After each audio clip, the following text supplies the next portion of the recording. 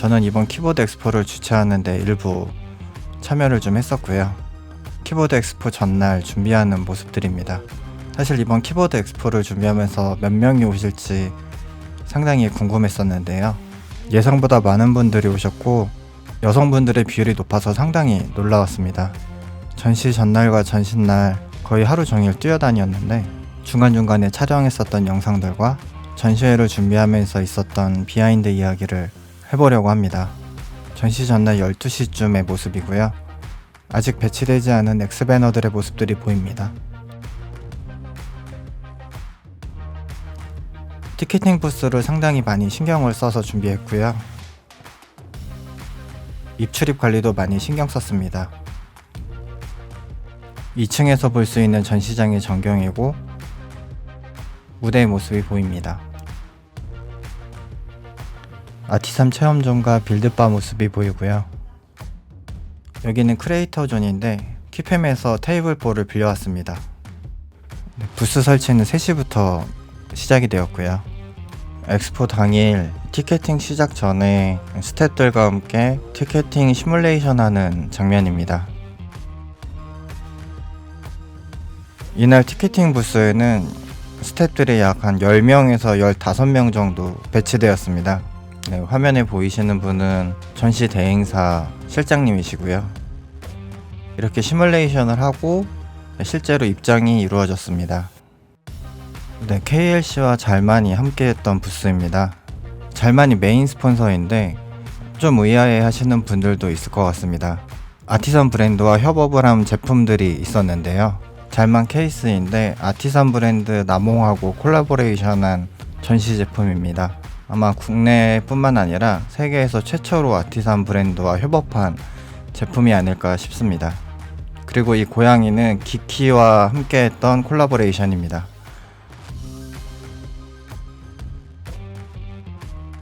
잘만 임원진 분들도 오셨고요. 네, 아티산 라이센스 부분도 신경을 많이 쓰고 계셨습니다. 네, KLC에서 기획한 양산형 키보드 놀이입니다. 키보드 설계는 시리아님이 하셨고요. 키캡은 리녹스에서, 아티산 키캡은 나몽아트에서 제작이 되었습니다. 그리고 제조 및 생산은 잘만에서 담당했던 프로젝트 키보드입니다. 현재는 한 가지 컬러만 팔고 있는데 전시 부스에서는 여러 가지 컬러를 볼 수 있었습니다. 잘만의 담당자인 제이슨 부장님이시고요. 왜 이렇게 정면으로 오지 마세요, 선생님. 네, KLC에서 부스를 준비하고 있습니다. 엑스포 한정판인 레나가 있었고요. 개인적으로 마음에 들었던 세라 65도 있었고요. 아티산들이 많이 있었습니다. 이번 전시에서 새로운 발견이라고 할 만큼 사람이 많았던 리녹스 부스입니다. 리녹스의 키캡과 함께 돌고래 키보드가 전시되고 있었습니다. 제가 구매했던 림퍼플도 보입니다. 오픈 전부터 사람들이 줄을 서서 기다리고 있었고요. 린사님이 오시자마자 열심히 포장을 하고 계셨습니다. 이날 할인 판매가 있었던 걸로 알고 있는데 거의 원가 가격에 판매를 하고 있었습니다. SR 인더스트리 시리안님의 부스입니다. 전시 전날 사람이 많을 거라고 이야기했는데 시리안님은 자기 인기 없다고 그러셨지만 부스는 사람이 엄청 많이 있었습니다. 작년 가을에 출시됐었던 브릭 제품인데 다시 봐도 참 좋은 키보드 같습니다.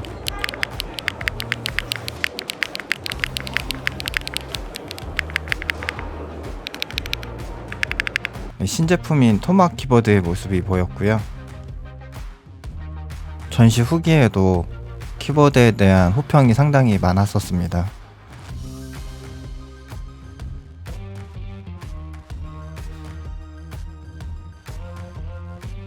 전시 전날 상당히 공들여서 부스를 꾸미시던 델라 부스입니다. 이번에는 키보드로 들어오셨기 때문에 델라키가 아닌 델라로 들어왔고요. 델라 960이 출시 전부터 관심이 되게 많았었는데 직접 보니 정말 예쁜 모습이었습니다. 앤서니웍스 부스입니다. 한국은 귀여운 아티산들이 많은데 앤서니웍스는 좀 오리엔탈적인 느낌이 강했습니다. 사실 디자인만 보고 외국 브랜드라고 생각을 했는데 한국 분이었습니다. 아티산 브랜드 중에 사람이 상당히 많았었던 브랜드 중에 하나고요. 아티산 체험존을 운영했었던 샌더나트 부스입니다. 인지도가 많이 높은 브랜드 중에 하나라고 생각을 하고요. 아티산 브랜드임에도 불구하고 엄청나게 줄이 길었습니다. 사실 아티산이 상당히 비싸게 느껴질 수 있는데 그날 당일 판매도 많이 이루어지고 있었습니다. 전시 끝날 때까지 줄이 상당히 길게 있었고요. 부스에 계시던 스태프분은 점심 식사도 못하고 너무 힘들다고 호소를 하셨습니다. 나몽아트 부스고요. 상당히 귀여운 컨셉의 아티산들이 많이 있었습니다. 시리즈들이 함께 있다 보니까 더 구매 욕구를 유발했습니다.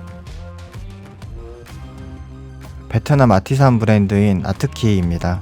인기가 많았던 아티산 모습입니다. 이 아티산 하나 때문에 전시에 오셨다는 분도 있었습니다. 아트키는 피규어나 캐릭터에 특화된 아티산 브랜드라고 생각이 되는데요. 디테일이 상당히 좋았습니다. 부산에서 오신 몬스터 기어입니다. 이날 할인 판매가 있었던 클래식 TKL도 있었고요. 야옹 키보드, 그리고 신제품으로 출시한 몬스터 기어 대기보였고요. 그리고 올해 다시 공지한다는 상어 키보드가 있었습니다. 다시 쳐봐도 타건감이 상당히 좋았습니다. 루민키의 모습도 있었는데 이날 루민키를 처음 쳐봤는데 상당히 타건감이 좋았습니다.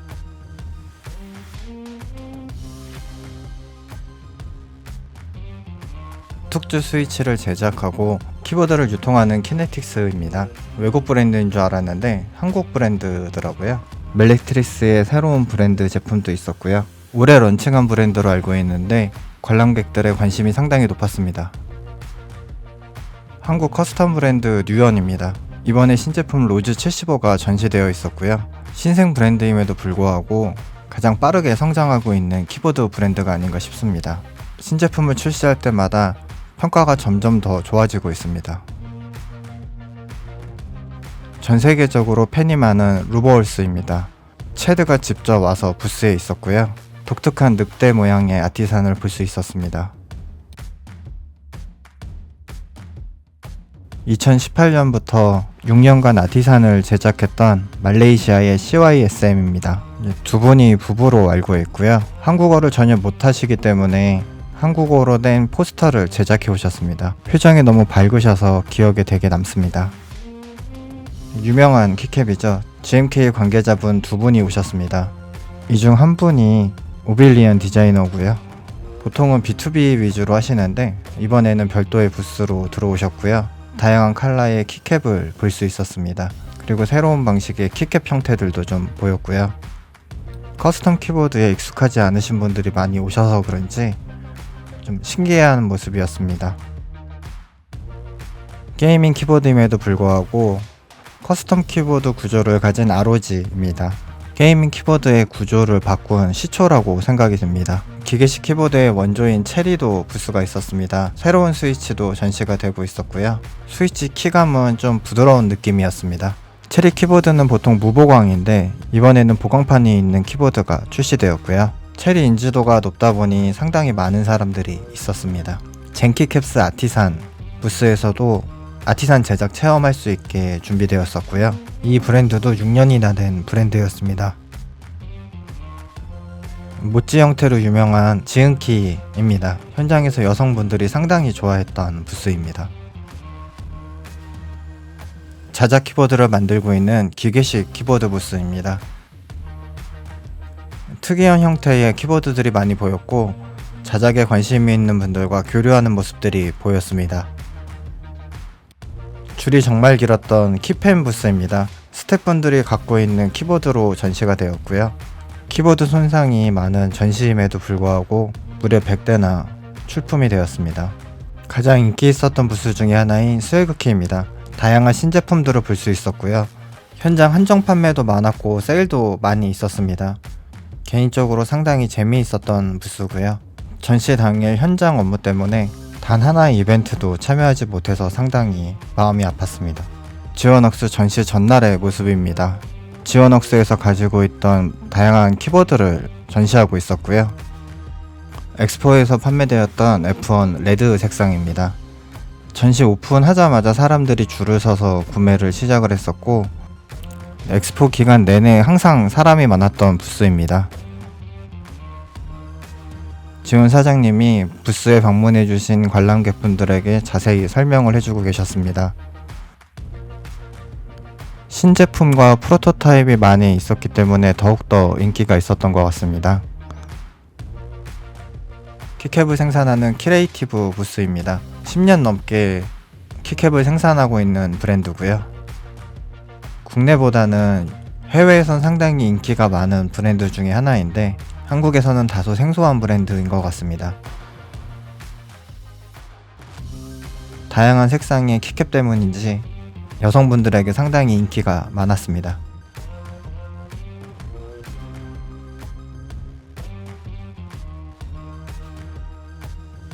TGR 제인에는 체리 신제품 스위치가 있었고요.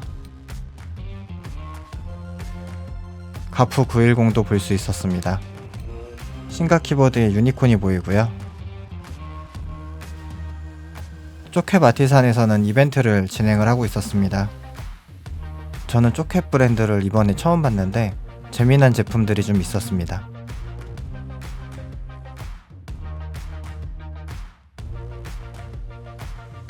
아티산 체험존은 샌더나트에서 운영이 되었고 예상외로 너무 많은 분들이 신청해 주셨다고 합니다. 키보드 빌드존은 스웨그키에서 도움을 주셨습니다. 인플루언서 분도 많이 오셨는데 제가 좋아하는 키보드의 스카님이 오셨습니다. 실제로 보니 상당히 젠틀한 모습이었고 한국 모 대기업으로 이직하셨다는 루머가 있습니다. 영문 통역을 도와주신 할더스님 그리고 태연님이 보이고요. 키보드 디자인으로 상당히 유명한 TGR의 육시 그리고 한국어를 상당히 잘하는 신가 키보드의 엘라인. 무대에서는 총 3번 추첨권 발표가 있었고요. 사회는 결혼식을 급하게 다녀오신 하리아빠님이 진행하셨습니다. 지원웍스에서 키보드와 관련된 이야기들을 해주셨고요. 마지막으로 주최사인 KLC의 케빈의 인사로 마감되었습니다. 행사도 상당히 좋았지만 상당히 많은 분들이 오셨는데 질서가 너무 잘 지켜져서 놀라웠던 전시회였습니다. 대부분 즐겁게 관람하셨을 거라고 생각을 하는데 일부 분들은 정말 집에 가고 싶으셨던 것 같습니다.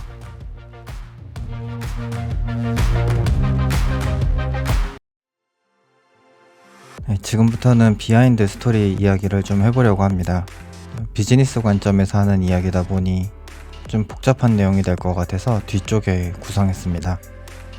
키보드 관련 사업에 관심이 있던 와중에 KLC에서 엑스포 진행 과정 공유하는 라이브를 보고 있었는데 여차하면 비용 조율과 전문 인력 부재로 제대로 진행이 될 것 같지 않아 메시지를 드리고 도와달라는 말씀이 있어서 연이 생겼습니다.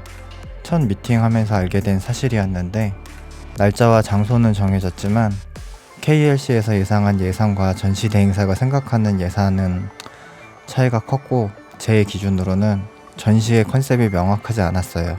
사실 대부분 처음 시작하는 행사가 그렇기 때문에 정리를 하면 되는데 시간이 3개월도 안 남은 상태였기 때문에 시간이 매우 부족한 상황이었어요. 처음 하는 행사니 당연히 몇 개의 업체 부스가 들어올지 예상되는 방문객이 얼마나 될지 전혀 알 수 없으니 예산을 잡는 것도 사실상 불가능했습니다. 설문조사로는 1,400여 명이 갈 의향이 있다, 이 정도만 있는 상황이었죠. KLC에서는 큰 공간이 필요하니 세택을 장소로 선택했고 행사 하루, 설치일 하루면 임대료가 1,500만원 정도니 많이 들어봐야 5천만원 정도 되지 않을까라고 시작하신 것 같아요. 하지만 현실은 준비하는 과정에서 상당히 많은 비용이 들어갑니다. 보통 박람회 임대료는 전체 비용에서 20%를 넘지 않거든요. 디자인 비용, 디자인 인쇄비, 부스 프레임 임대료, 관리비, 전기 공사비 등등 전시업체 입장에서는 1억 원 이하의 박람회를 진행해 본 경우가 없을 거예요. 박람회 기획과 운영은 보기보다 해야 할 것이 상당히 많고 신경 써야 할 부분도 너무나 많습니다. 어쨌든 예상되는 비용은 최소 1억 원이었고 KLC에서는 박람회가 어떻게 될지 모르는 상황에서 11월쯤 대략적으로 비용을 정하고 강행군을 합니다. 얼마나 적자가 날지 알 수 없는 상황인데도 소위 1억을 베팅을 한 거예요. 제 기준으로는 마이너스 4천만 원까지는 충분히 예상되는 상황이었습니다. 박람회 정보가 12월 중순이 되어서야 공개가 되기 시작했는데요. 비용 결정을 하는데 시간이 많이 걸렸고 10월 말 11월 경에 결정이 되고 바로 소개서를 만들기 시작했습니다. 처음 하는 행사다 보니 업체들도 비용을 내고 부스에 들어오는 것을 고민하게 됩니다. 얼마나 올지 전혀 알 수가 없으니까요. 업체들도 리스크를 부담하고 들어와야 하는 상황이 된 거죠. 게다가 시기적으로 1월 초는 예상이 없던 비용을 잡기 부담스러운 시기입니다. 전시 2주 전까지 업체들이 확답이 없었던 곳들도 많이 있었어요. 그래서 공개가 어려운 부분들이 상당히 많았습니다. 그리고 박람회 정보라는 것이 전시 부스의 정보가 대부분인데 전시 업체들이 전시할 제품을 정하지 못하고 있었고 다들 바쁘셨고 일정도 넉넉하지 못했습니다. 사람이 너무 많았다는 의견이 있는데 반은 맞고 반은 틀린 말입니다. 공간의 크기에 대해서 잠깐 이야기하면 제 입장에서 예상 관람객이 2-3천 정도인 상황에서 동시 수용 인원 3,000명의 공간을 빌리는 것은 사실 좀 과하게 빌린 것이라고 생각을 했고요. KLC 입장에서는 편하게 관람했으면 좋겠다는 의견이 강했고 적자를 감수하겠다는 결정을 하셨기 때문에 그렇구나 라고 했습니다. 결과적으로 3,900명 관람객이 오셨는데요. 사람이 너무 많았다는 의견이 있었습니다. 정보가 공개되어 있는 일러스트 페어와 비교를 좀 해볼게요. 일러스트 페어는 코엑스 C홀, 키보드 박람회는 세택 1관에서 진행되었습니다.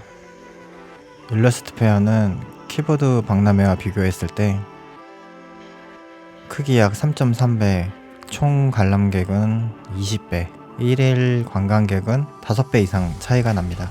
면적당 관람객 수를 계산해보면 키보드 박람회가 1.5배 더 넓었습니다. 공간이 컸음에도 불구하고 왜 줄 서는 시간이 길었을까요? 첫 번째로는 부스 줄이 길었습니다. 정확하게는 특정 부스의 줄이 길었습니다. 당연히 있을 수 있는 일이지만 한두 시간 줄을 서는 경우는 고통의 시간이라고 생각을 합니다. 이전에 이야기했던 일러스트 페어와 비교를 해볼게요. 일러스트 페어 기업 부스의 숫자는 1000개입니다. 3제곱미터인 규격 부스 기준으로는 500개 정도 됩니다. 키보드 박람회 기업 부스 숫자는 30개, 규격 부스 기준으로는 70개 정도 됩니다. 키보드 박람회는 한 개 부스가 규격 부스보다 1.5배 큽니다. 기업들이 넓게 쓸 수 있게 해주자는 방향이 있었는데요. 덕분에 주최 측의 비용은 또 올라갔습니다. 아무튼 규격 부스당 관람객 수를 계산하면 30% 더 많습니다. 일러스트 페어보다 관람객이 적었지만 부스에서는 30% 이상 관람객이 더 많은 상황이 벌어졌습니다. 그 이유는 두 가지인데요. 첫 번째로 참여업체 부스의 수가 엄청나게 많이 납니다. 공간은 3배 차이지만 참여업체 수 차이는 30배 차이가 납니다. 공급이 부족하니 병목이 일어날 수밖에 없습니다. 두 번째는 샘플 제품이 없습니다. 판매용 제품이 없는 상황에 샘플을 가지고 있는 곳이 많지가 않습니다. 키보드 커뮤니티인 키팸에서는 키보드가 많았는데 왜 그렇게 이야기하냐고 하실 수 있는데 스태프들의 희생으로 만들어진 결과물입니다. 대형 미덥 때 이미 키보드 손상을 경험을 많이 해봤던 커뮤니티고요. 그래서 개인 회원들의 출품을 막고 스태프들의 키보드만 전시가 되었습니다. 그리고 대기줄은 해당 부스에서 관리해야 되는데 참여업체 인력도 모자라는 상황이다 보니 다 같이 힘드셨을 거라 생각합니다. 정말 다행인 건 관람객분들이 다들 질서 있게 줄을 서주셔서 안전하게 진행이 되었습니다. 네, 두 번째로 래플 줄이 길었습니다. 관리할 인력이 없어서 제가 무대에서 끼어들지 못하게 줄 당겨달라고 마이크로 연신 이야기했던 기억이 나네요.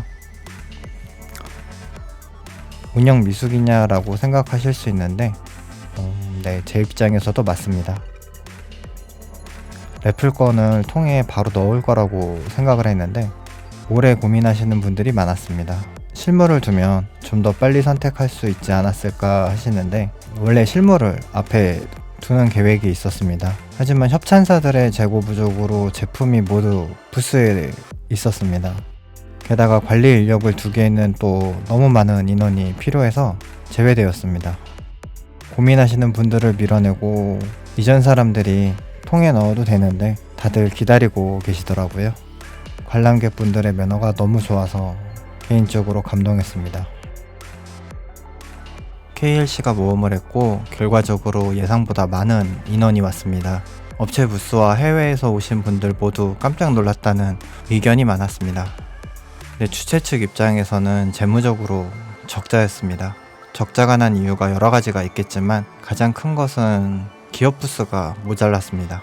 올해는 잘만이라는 메인 스폰서가 있었지만 다음 회차에서는 알 수가 없습니다. 기업 입점 제한을 위해 업체 리스트를 만들었는데 국내 키보드 관련 업체가 게이밍 키보드와 기성 키보드를 모두 합쳐도 30개가 안 됩니다. 개인 작가가 많은 일러스트 페어가 1000개의 기업 부스인 것을 고려하면 너무나도 적은 숫자입니다. 결국 다른 업종에 기업 부스가 들어와야 재무적으로 다시 도전해 볼 수 있지 않을까 생각해 봅니다.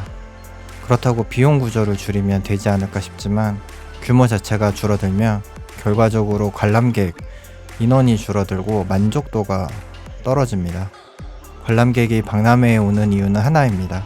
관심 분야 제품을 한 번에 많이 볼 수 있다는 장점입니다. 기업 부스도 박람회에 참여하려면 인건비를 제외하고도 최소 200만 원의 실 비용이 듭니다. 관람객이 적다면 들어올 이유가 없어지는 거고요. 저는 숫자에 집착하지만 제가 아는 케빈은 재무보다는 마음으로 진행하시는 분이라 두고 봐야 할 것 같습니다. 더 많은 사람들이 커스텀 키보드에 관심을 가졌으면 좋겠다는 마음으로 시작하신 분이니까요. 저는 이 구조에서는 못하지만 KLC는 할 수 있습니다. 해주세요.